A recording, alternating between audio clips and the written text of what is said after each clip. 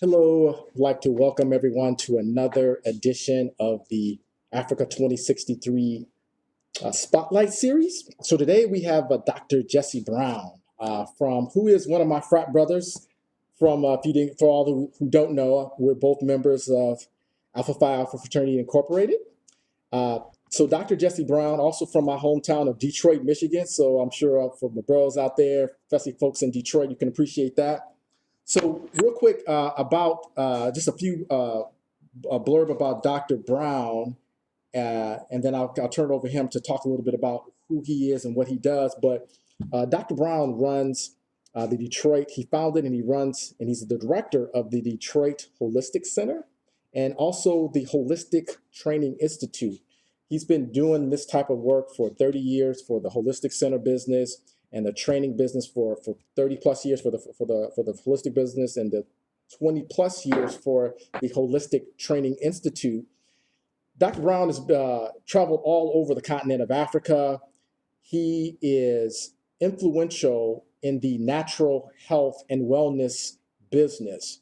And it's a multi-billion dollar business, and Africa plans to play a strong role in the health and wellness industry moving towards the year 2063. And we're going to talk a little bit about that. So with that, I want to introduce my frat brother, Dr. Jesse R. Brown. Hi. All right, Brother Hamilton. I appreciate that introduction. Yeah, man. So And yeah, go ahead, go for it, brother, man. Just tell us a little yeah, bit, but a little yeah. bit. But I gave us the highlights. But man, tell us about Okay. you and what you got going on and all the stuff that I Well, didn't talk about. yeah. Well, for as you said, for over 30 years, I've been in natural health and wellness industry, working with over 60,000 people in the greater Detroit metropolitan area and across the country as well. Our primary businesses are holistic health services, and then through the Detroit Holistic Center and training through the whole Holistic Training Institute. The Holistic Training Institute, by the way, is Detroit's only state licensed naturopathic school. It's the only African American state licensed naturopathic school in the United States. Now, what does that mean? So, when people are looking at the area of holistic health, whether you're talking about herbs or Reiki or any nutrition from a holistic perspective, etc., that falls under an area we call naturopathy or the natural path. Mm-hmm, mm-hmm. And so when people want to learn about this, and we have holistic healers and people doing things all nationally and internationally. But when people want to learn about this, then they typically go through a school and Mm-hmm. study, or they are mentored by someone who's been doing this for a while. Sure. We offer the opportunity to do a bit of both. So we offer in-house training and education. We offer the experience or the clinical work through the Detroit Holistic Center. And that's vitally important because a health and wellness is a multi-billion dollar industry. Mm-hmm. Years Mm-hmm. ago it was over 200 billion. It's probably about 300 billion overall, and it is slated to be the next trillion-dollar industry. Nice. Now, Wow. how does that work along with, of course, Africa 2063? Mm-hmm. So when we're looking at opportunities to do business in Africa, much less in the United States, but in Africa, then we've got the Garden of Eden Mm. in Africa. It's literally the Garden of Eden. So when we Wow. think Okay. about where the herbs and plants and foods and everything would come from, and that's on the continent. And Mm-hmm. for the Mm-hmm. most part, it's chemical free. It Mm-hmm. may not be designated organic per se, but traditionally, much of it, I think most of it, is is chemical free, Mm-hmm. not Mm-hmm. genetically modified, etc. And we need to preserve, protect, promote, and Wow. prosper from that. There are a number of the herbs that you find in the health food stores Mm-hmm. that come from Africa that are not labeled, that you don't know is coming from Africa. Oh wow. In fact, What do you mean by that? Well, I mean, for example, when you look at the herbal formulas and things that you get from the health food store, Mm-hmm. you'll Mm-hmm. see something like it's Rooibos, Okay. Rooibos, Mm-hmm. Rooibos, and that comes from South Africa, for example. Okay. And so there are other herbs and things that it's labeled as, or you'll see the name there, but you don't know that it comes from Africa. In fact, there are some herbs that people are taking that they think are traditional Chinese herbs Mm. that are not that are not Chinese herbs. I went to Ghana. When I was in Ghana, Mm-hmm. I met some expatriates there, and they referred to two people who were there as Big China Man and Little China Man. Okay. And it was two men who were there, two Chinese men Mm-hmm. who were living in Ghana, Mm-hmm. purchasing African herbs Mm. to send to China Wow. and then export around the world. And Interesting. and That rebrand was their sole. That was their sole function. and they were rebranding it as a Chinese herb. Yes. Wow. Okay. Wow. Yes. Okay. Okay. So, because your Chinese medicine Mm-hmm. or Chinese herbs have a reputation, they have quite a reputation for healing, Sure. around the world. And that, again, that was their function there. So, when you look at the investment that China's made in Africa, Mm-hmm. that's for a variety of reasons. Again, you got the natural resources, mineral resources, the herbs, etc. And something else in Ghana.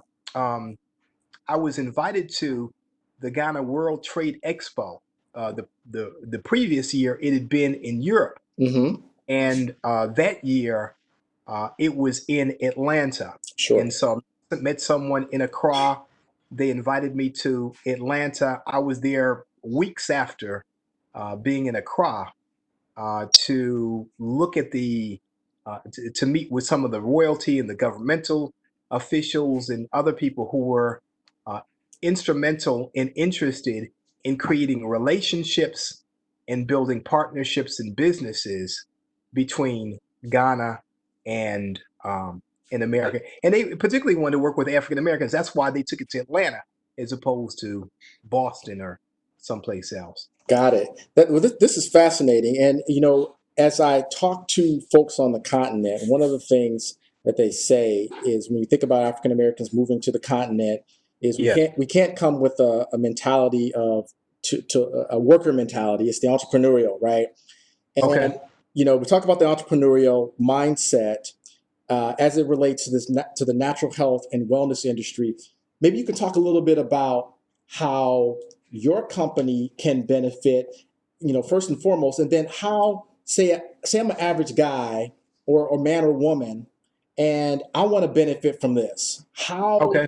How would I actually? Maybe you could talk about what you know, what you've done, and then how I can get into this business, maybe to export some types of herbs and back to the States. Maybe you could talk a little bit about that if you could. Okay.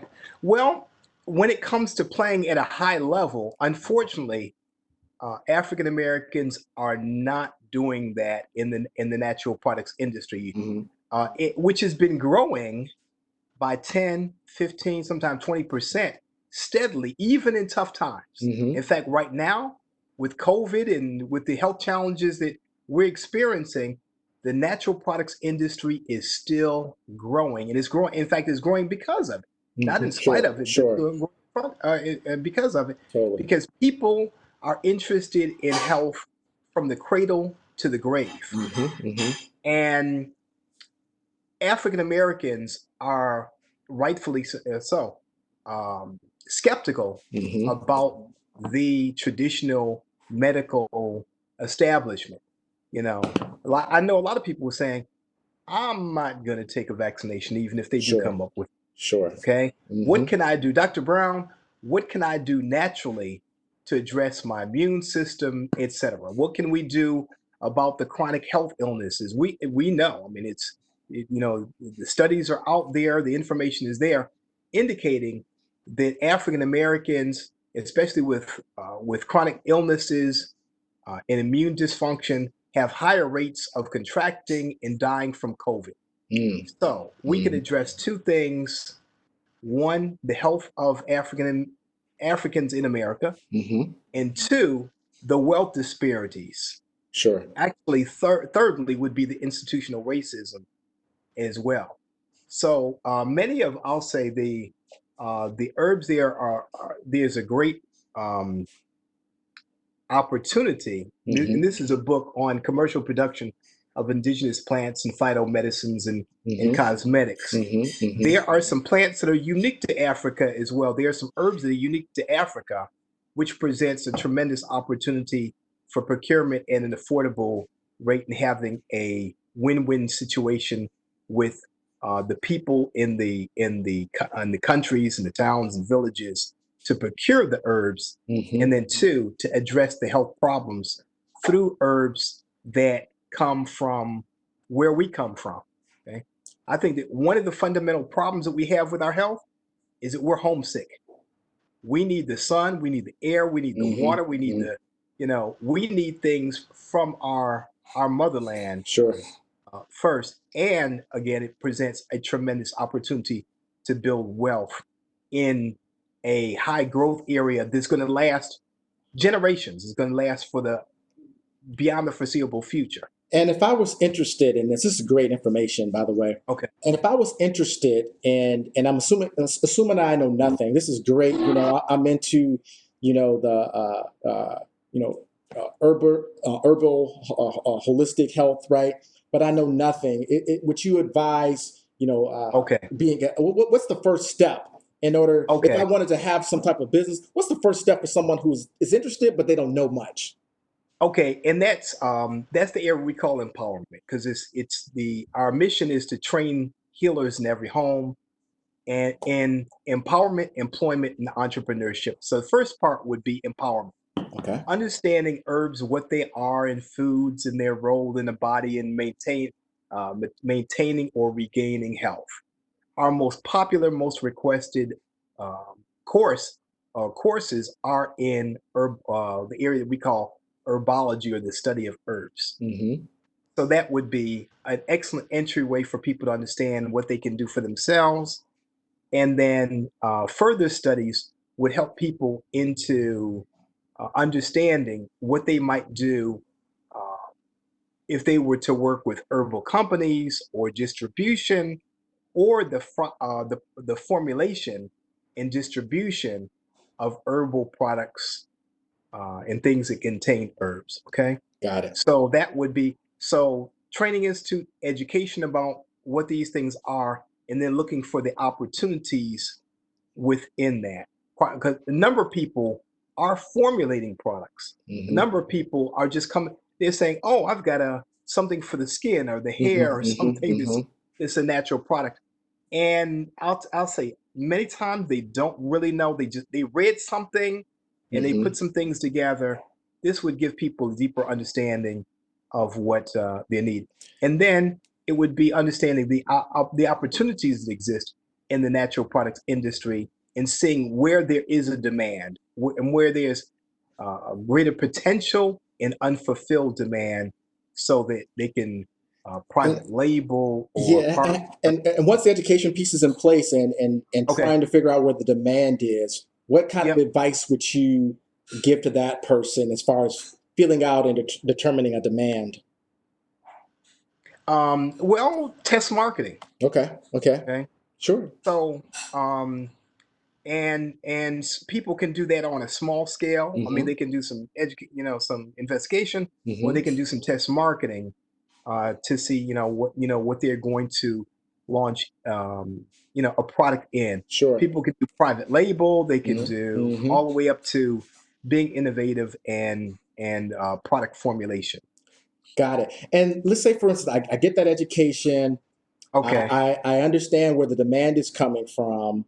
Okay. How would I potentially connect with a grower or a farmer? I'm not sure the exact term on the Okay. continent. There's a lot of different 54 different countries, right? So there's a lot of different Right. things going on, Yeah. and each country is huge with different types of climate. And what type of advice, if I determine what I want to potentially, Okay. and then I the think market is there. What's how do I connect with one of those growers? okay. What? There's a couple of ways of doing that. And one of the things I've been doing for about 20 years is going to one of the largest trade shows, no, the largest trade show in the world for natural products, and that's Hmm. Expo West. Okay, Now, fortunately, it was canceled this sure. year, COVID. but there is a directory on that, and that was about 4,000 suppliers, about 4,000 vendors Hmm. for everything from the raw product to the bottling, and every aspect of the natural products industry is represented there. So if a person didn't go to that, they could find out the resource behind that, because they are, again, formulators and et cetera. So the information is absolutely out there, and I can help direct people to where to go to get anything sourced. Got it. And Okay. Did and I answer your sure, question? absolutely, sure did. Totally, Okay. totally did. So yeah, Okay. definitely. And Yeah. and you think about the multi-billion-dollar business, right? Yes. Um, I guess where do you see, as an industry, Uh-huh. as far as Africa being the source of where a lot of these products come from. Maybe you can Yes. talk a little bit about, where you see this industry being, 5 years from now, 10 years from now, 20 years from now, and then how we as African Americans and Africans are going to be playing in this space globally. What do you see? What do you see based on what you see now? I see tremendous growth. Okay. Okay. And again, one of the indicators is the vast investment that China's been making Mhm. on the continent. Sure. Okay. I mean, they're only going where the money and potential is. Mm-hmm. Mm-hmm. The With, for example, herbs and natural products, you want to get the cleanest, you want to get the best sourced products, and Africa offers that. I mean, there are for wow. I mean, like you say, 54 countries. You've got everything there. You Right. got, people are most familiar with the common things: black soap, shea butter, Mm-hmm. and a few other things, but they don't know about all the other things that are offered there that could be procured directly from the continent or from a supplier that is connected there. Got Let's it. see, where do I see that? But in the next 10 years or so, with the investment, with the focus in the investment, I see just, I mean, unlimited opportunity. I'll tell you a little story about someone I met in Ghana. It was a white businessman who had gone to a village and asked the villagers to procure a particular to grow and procure a particular herb that was native to the area, but it Mm-hmm. was in high demand in the market. Mm. His business practically doubled every other year Wow. from doing that, to the point where he was employing the entire village. Wow. Okay, And so we're talking about potentially. quick question: was the village growing this herb before this gentleman approached them? Were they growing it at all, or did I just You, want to understand that piece? they were not. They had no focus on that. Got And it. Got it. typically, what you'll see is similar to what you'll see in the United States. Sure. Is it, everybody's growing tomatoes and onions and garlic and Mm-hmm. such, Mm-hmm. but they don't know about a demand for mint or ginger or something else that has a high market value. Mm-hmm. Mm-hmm. Okay. Um, when you have a lot of what you call subsistence farming, people are growing things to feed their Right. To families live. Right. because they're poor. Some Sure. are not making $50 a month. Sure. But once you go past subsistence farming and you say, oh, you can still grow the food that you need to feed your family.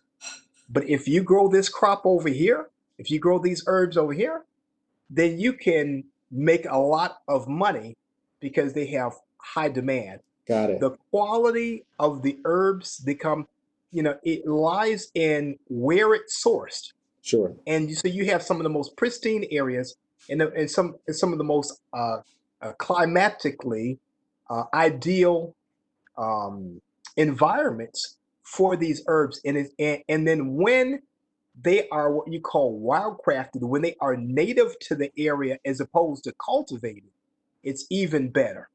So these are some of the things that I teach in my courses and share with people when you can get it from the source. I mean, because an herb that's grown in Iowa under certain conditions and the herb that's grown in Florida does not have the same property. The soil, Sure, the sure. climate, sun, there are a number of different things, and so that means all mint is not the same. Hmm. All ginger or all cayenne is not the same. So, one, excellent, sourcing, the soil, the environment, etc. Secondly, um, the having unique, clean, healthy, non-genetically modified Hmm. products Yes. presents a tremendous opportunity and growth for the market. The other thing that I see is in investment. What I'd like to see and work with some people on that is addressing the natural products industry and challenging them to make investments in the studies and the development of products Hmm. in the natural health sector that are particular and unique to African Americans. I, Okay. I have a question for you in regards Sure. to, I've been reading about the cannabis industry, right? You think about what's happening Yes. in Colorado and some of the other Yep. places. Not Yeah. that I'm a disclaimer if I've indulged in that I'm going down Oh, that path or not, I'm going to just remain silent. But in regards to the cannabis industry, yes. and having Africa be a player in that, Oh my what's goodness. your opinion? What do you foresee? I mean, just lay it out for somebody who doesn't know anything. What just I would love to just get your opinion. The best cannabis in the world, and when I say the best, we're not talking about its propensity to get people high per se, Sure. but from a medical standpoint, Mm. um, when we talk about cash from cannabis and marijuana as medicine per Hmm. se, then the best cannabis in the world is found on the continent of Wow. Africa. Sure. Okay, there are certain, you've got the cannabis. Most people talk about the indicas, and the sativas. Okay, but they don't talk as much about what you call the terpenes, Hmm. and those are particular aspects of the cannabis. Hmm. They give it its unique medicinal qualities. So you got CBA, CB, Hmm. you've got other cofactors in the cannabis itself Sure. to give it a unique profile and make it a healing plant as opposed to just, again, something to get high. Got it. And But the even from a best the best is really found um, in Africa and pardon me. yeah, no worries, no worries. The best is found in Africa, and if people really start exploring there, oh, you're talking about the potential for billions just in the cannabis industry. Now, and then the export of that. I mean, is that even how? Yeah, how would Well, that work? Getting that to yeah. your clients, to your customer base. That sounds. I mean, I don't know how would that work? Well, here's the challenge, and that is that because it's not legal federally, Yes. then there are a number of restrictions. Yep. But there may be, I'll say, some some some backdoor Uh approaches oh. and opportunities to do some things. Well, yeah, you know, Eric, we could do an hour or two just Uh oh. on aspects. So that one. So for that, we can't have this on video because we can't have proof. So if you're interested in that, you can holler at us, you inbox me, and I'll hook you up with Dr. Brown, and we can talk about some Yeah. things. We can't have no proof, and you know what I'm saying. So just anyway. So, but no, yeah, Yeah. but that's good to know. So Yeah. yeah, but go ahead, Dr. Brown. Yeah. So, yeah, I'm glad that you mentioned that because, again, there are people who are out there and they're looking for the best cannabis. They're looking for, and of course, you've got hemp Mm-hmm. and you've got cannabis. You've got the non-psychoactive form of the plant, and then you've got the that which would be considered psychoactive. But you also have a whole realm of possibilities when it comes to making medicine. And I'll say this, and I'm not what you'd call a smoker, okay? Sure. Smoker and whatever they call, call folks. Hmm.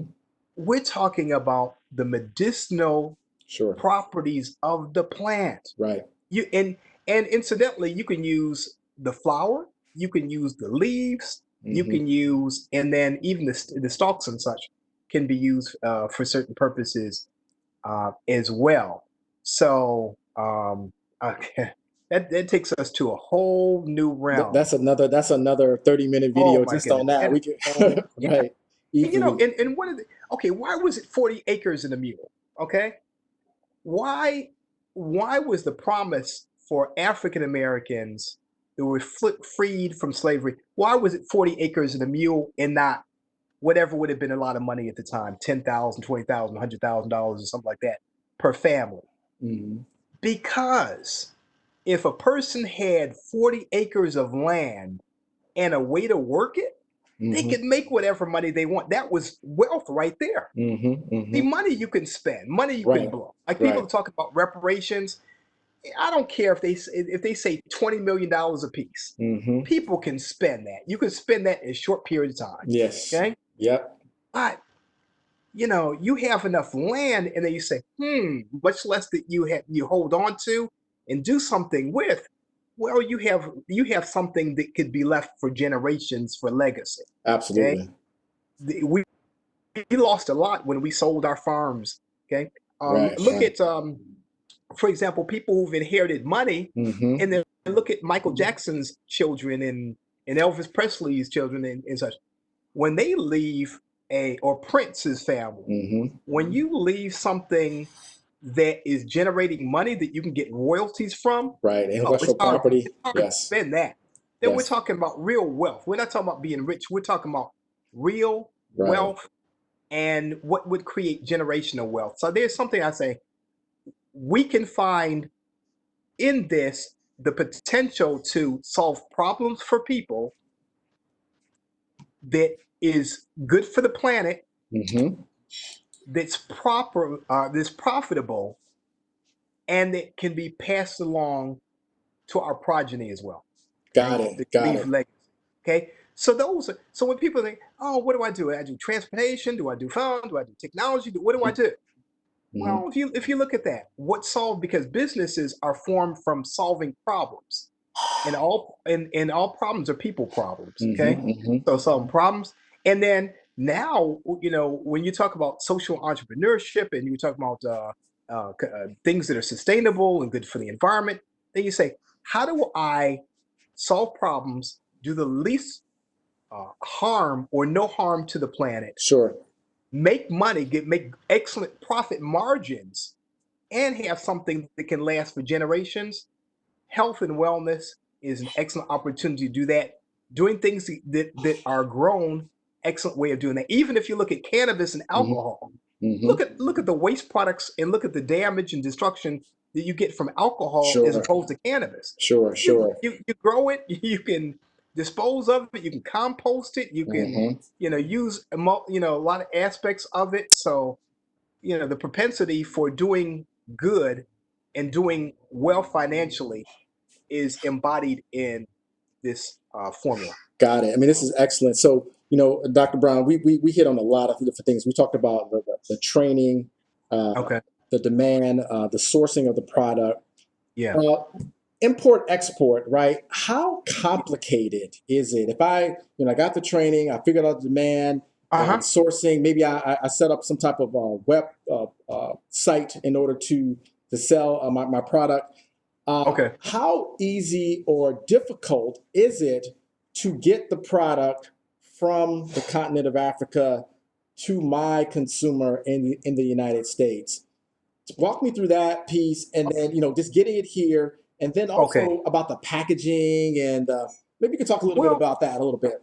yeah. First, I'm going to qualify it by saying that that's not what I do. Okay.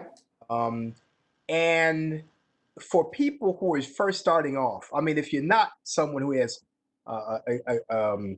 a lot of money and a lot of financial resources, I'd say people in terms of testing the market and getting some things out there would want to go through a source that already has a relationship. Sure. Okay, so unless you're talking about tonnage and such, you probably want to do that first. Now, there might very well be some people who are listening to this who have a lot of money and have unlimited resources. Hmm. Well, that is another realm. However, but the average person starting off will probably work with a supplier that will procure the products or that already gets them, and they're working more with formulation. Sure. Sure. Um, Depending on the country, because in fact, I heard one of the interviews. Depending on the country, depends on there's a degree of difficulty in terms Sure. of what you have to go through in order to actually get the product. We've got a frat brother who does a huge export in shea butter. Hmm. Okay, he might be the country's largest or importer, excuse me, Hmm. of shea butter. Hmm. Hmm. Getting it from Ghana. So, but I'm pretty sure he built up to that point. He Hmm. built started off with smaller amounts and sources, and then grew from there. Got it. Got But it. again, even through the natural, the like Natural Products Expo, Hmm. which last year, 4,000 suppliers, 4,000 vendors, 86,000 people Hmm. that are industry specific. This wasn't a general consumer. You do have sources there that can procure anything. I mean, everything that's available any place in the world is available through that Nice. uh, Nice. through Yeah, that. this is excellent information, Dr. Brown. We're just about out of time, but Okay. um, we talked about a lot of different things. We talked about the training, the demand, the sourcing. Okay. We got into a little bit about cannabis. Um, Okay. I guess what message would you like to leave? You think about the majority of members of Africa Mhm. 2063 are African Americans here Okay. in the States who are looking to either retire, start a business, or relocate to the continent, right? Okay. With that in mind, is there like a final, maybe words of wisdom that you could potentially leave them? Okay. Final words of wisdom. I do want to say a couple things, and that's Sure. one. You've got genius in your genes and diamonds in your DNA. You're Okay. more resilient and brilliant than what you've been taught to believe. We have unlimited vast potential, not only within Africa or our connection to Africa, but within ourselves. You know, it was George Washington Carver, a person that I really admire, who came up with 300 uses or so for the peanut, the Hmm. soybean, and the sweet potato. Hmm. That genius lies within us. Right. When we are exposed to something, sports or entertainment or music, uh, um, whatever, science, technology, engineering, arts, Hmm. math, Hmm. whatever we do, we take it to another level. Yes. We need to dive into this and take it to another level. This is long-term stuff. This has the potential for not only the individual products in terms of something that can come from the continent and be here, but it's got the potential for online application through education, through through products in different ways. So I'd say look ahead, look Hmm. further, Hmm. look at where things are trending, much less mega trending. The next $1 trillion industry lies within our ability to address many of the health needs, the health and wellness needs that are with in our people and in others throughout the world. When we solve problems, we're going to make some profits, and that'll enhance our ability to live on the continent, to live and be well. Nice. And Dr. Jesse Brown, well stated. I have your contact information. Can Okay. I, in the description under this video, Yes. what can I share? What do you, Let- can I give me It'll your phone probably number? be No, it'll but probably be sent it'll probably be sent to the web to the website. We got it. We'll are, do. due to COVID, we're closed, Sure. Right, right right. now. Yep. So everything that we're doing is online, and our people can look forward to more courses and course availability online. I want to help to facilitate um, uh, more of us in this industry Hmm. and tie that into Africa. I think it's going to make all of us healthier, wealthier, and wiser as a result. Well stated. Well stated. Well, Dr. Jesse Brown, my frat brother, I appreciate you, brother. And, Hey, you know, my pleasure. and I'm certain that the mass majority of folks in Africa 2063 will get a lot out of your words of wisdom, the gems you've been dropping today. So thank you. And with that, that's our time. So thank you for tuning in, and we'll catch you next time, guys.